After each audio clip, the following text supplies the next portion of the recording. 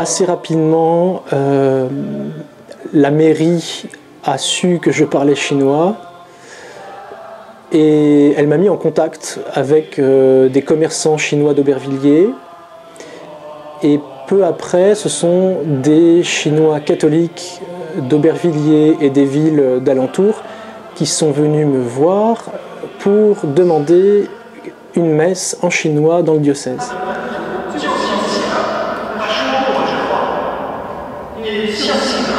Au bout d'un an de préparation, de discussion avec le diocèse, ça s'est mis petit à petit en place en janvier 2014.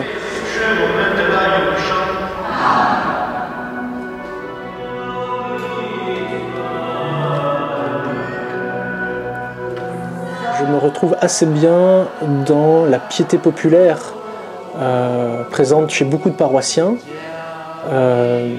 parce que je trouve qu'il y a quelque chose de très universel dedans, et je vois bien qu'il y a des choses qui sont partagées par des cultures très éloignées, très différentes, aussi bien les Tamouls que les Africains, que les Chinois, et notamment la dévotion au cœur de Jésus, qui pour moi m'a nourri personnellement longtemps. Derrière moi, j'ai une petite statuette qui m'a été offerte par un catéchiste béninois qui m'a ramené du Bénin. Et ben moi, j'aime bien prier avec, parce que c'est vraiment c'est un symbole simple et qui parle au cœur de chaque personne de manière simple. C'est pas très intellectuel, mais l'essentiel est là. Jésus a un cœur rempli d'amour pour moi. Même si on est poussière, même si on est fragile, même si la vie peut s'arrêter du jour au lendemain sans qu'on s'y attende, n'empêche que notre corps et la poussière de laquelle on est faite, c'est une poussière dans laquelle il y a beaucoup d'amour. Qu'est-ce qui peut entrer du dehors dans l'homme? Pour le caté, j'essaie d'être présent à toutes les séances de tous les niveaux, avec les animateurs, autant que c'est possible. Et enfin, j'essaye de me faire inviter dans les familles, parce que c'est irremplaçable, c'est évident que c'est là qu'on apprend vraiment à écouter et à connaître le quotidien des jeunes, et c'est vraiment irremplaçable. Donne-nous aujourd'hui notre pain de Père, le Fils et le Saint-Esprit. Amen. Heureux ceux qui suivent tes commandements. Moi, je vis ça parfois un peu comme une relation époux-épouse. Plus qu'un peuple, les paroissiens, c'est ma femme et mes enfants. C'est ceux pour qui je donne ma vie concrètement, puisque je n'ai pas de femme et pas d'enfants. Et donc, mon affection, mon affectivité humaine, la tendresse, comme dit le pape François, eh bien, elle va vers eux. Et ça, je trouve que ça se tisse au fur et à mesure avec les années. Je me rends compte que finalement, ce qui nous met le plus en communion, les uns avec les autres, ce n'est pas tant de parler chinois, par exemple, que l'expérience commune de la souffrance. Et ça, je crois que c'est au cœur de notre foi. Je suis marqué par les paroles du serviteur souffrant en Isaïe. Voilà que ce serviteur souffrant, lui, il est juif, et Dieu va l'envoyer vers les multitudes, vers les nations. Et ce qui fait que sa parole va toucher toutes les cultures, c'est qu'il a connu l'expérience de la souffrance et qu'il en a été délivré. Ainsi mon âme se laisse faire. Quand je peux avoir un moment de fatigue, je sais qu'il y a des paroissiens qui prient pour moi, qui prient pour ma famille, qui veillent sur moi, avec des attentions concrètes. Et du coup, la décision initiale d'aimer ce peuple devient quelque chose de plus que naturel. Je pense que ça sera difficile le moment où il faudra quitter la paroisse d'Aubervilliers.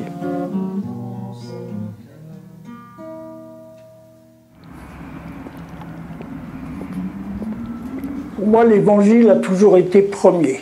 Si l'Église n'annonce pas l'évangile, elle ne m'intéresse pas. à partir du moment où tu crois à l'évangile, eh bien tu crois que c'est toujours le plus petit qui a la place la plus grande. Et donc, à nous de le faire dans notre vie. J'ai été gravement accidenté et depuis, je traîne des douleurs chroniques qui m'ont valu plusieurs opérations du dos et une persistance des douleurs du système nerveux. Alors cela m'a fait rejoindre tout un peuple de gens malades, handicapés. Alors je crois que j'ai appris à bien écouter à partir justement de ces situations de handicap où on se retrouve en fait tout nu chacun devant la vie. Et donc des partages très profonds qui viennent après une très très grande écoute.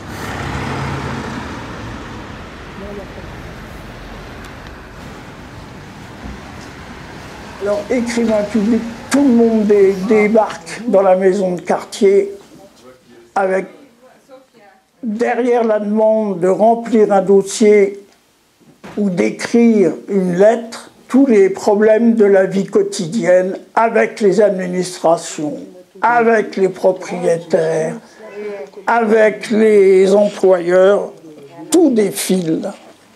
La dernière quittance de loyer et la photocopie de la taxe d'habitation.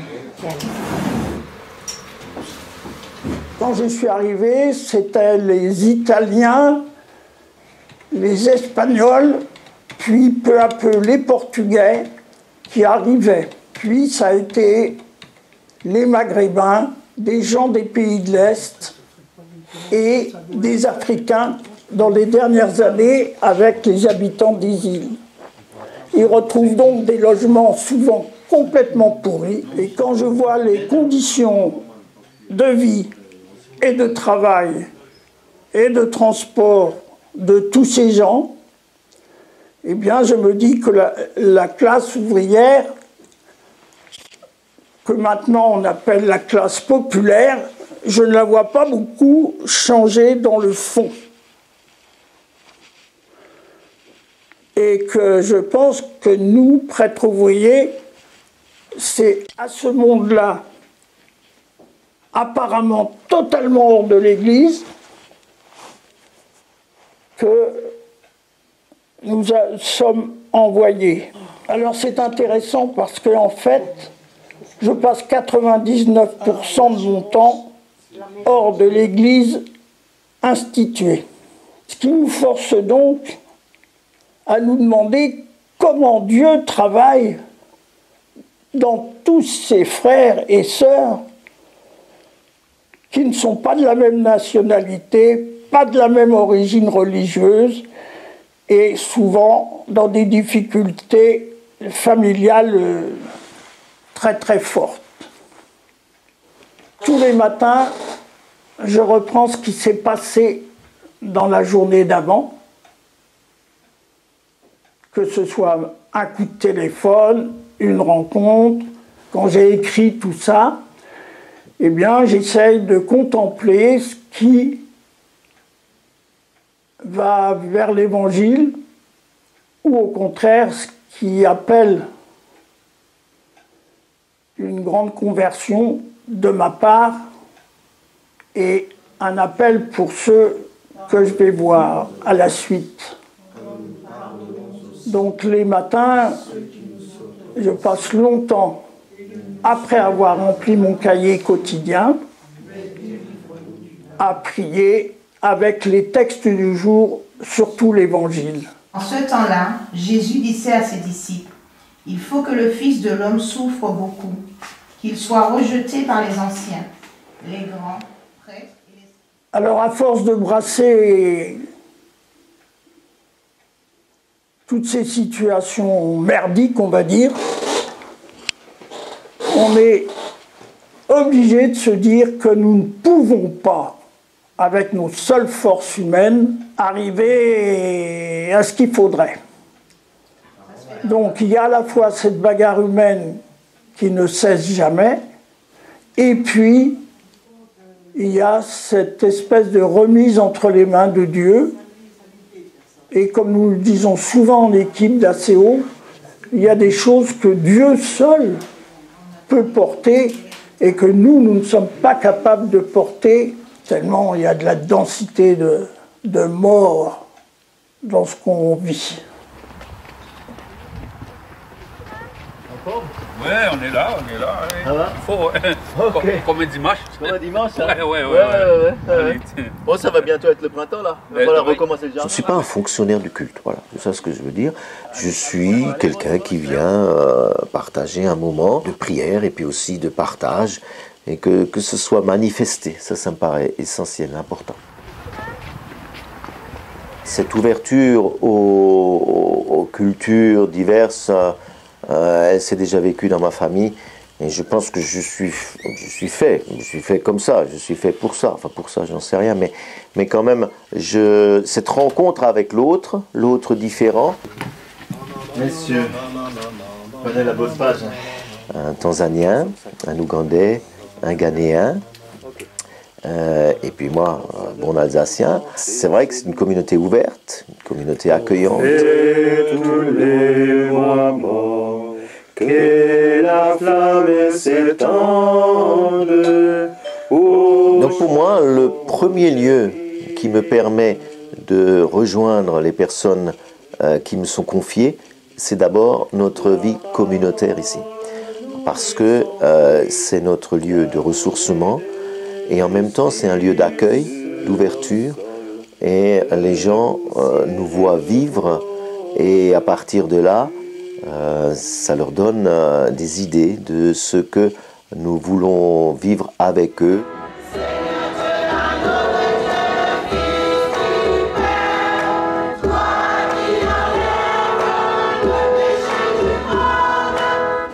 Je ne situe pas la communauté paroissiale ou du secteur du Blanc-Mesnil comme des migrants et des autochtones. Pas étrangers, natifs, pas natifs, etc.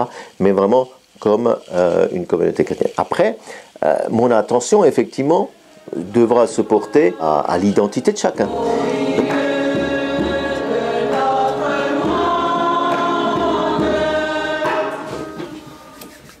Béni sois-tu Seigneur dans ce repas que nous partageons. Béni sois-tu dans l'amitié qui nous réunit.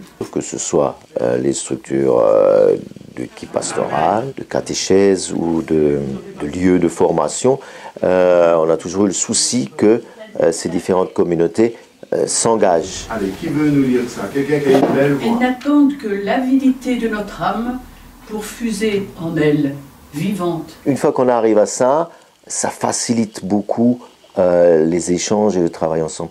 On peut ne pas être d'accord, on peut parfois se critiquer ou bien même s'affronter, mais en même temps de pouvoir se rappeler de cet essentiel autour du Christ, ben ça nous permet de dépasser bien des obstacles et bien des difficultés, des a priori qu'on a les uns vis-à-vis des autres. Justement, l'amour de soi, il faut sortir de ça pour se laisser traverser par la présence de Dieu.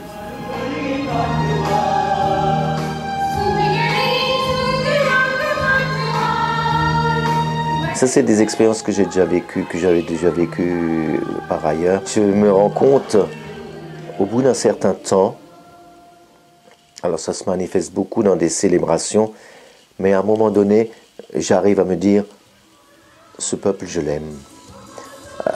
On est bien les uns avec les autres. C'est pas seulement une question d'appréciation, mais on se sent une famille et voilà, on s'aime, on vit quelque chose d'essentiel autour de Jésus-Christ.